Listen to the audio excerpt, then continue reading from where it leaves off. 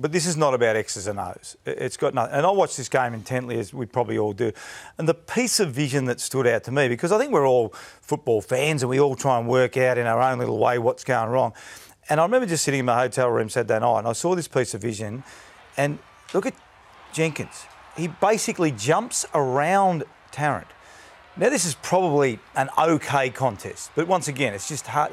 There's 3 one-on-one contests, of which really 2 of them don't even become one-on-one contests. And this is so unlike Talia, who is one of the most respected players in the competition.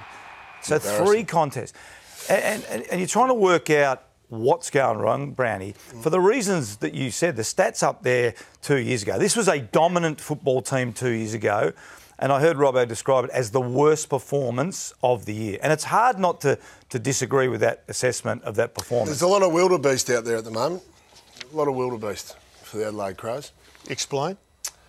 I remember the great Lee Matthews sat us down years ago after a bad loss, and we walked into the room and there was 2 columns. There was the Lions and there was the wildebeest. And there was a lot of magnets, or there was a few magnets there under the wildebeest. And he said, if we've got too many wildebeest in our team, we will not be competitive in September and go all the way to the grand final. He said, I'd like to get some of those wildebeest, most of them preferably, get them back over to the left-hand column, the Lions column. And that's what they play like at the moment. They're hunted. Choice of animal. They are hunted. Don't argue with Lee Matthews. I've heard that story before. It's a good story. With the wildebeest. And I tell you what, it had an impact, because that is the honest talking to them. And a few of the boys, they were filthy. Yeah. A few of the boys dirtied up about it, and they quickly got themselves back over the Lions. Everyone talks about the cliche about, they're not playing for the coach. They're not playing for each other.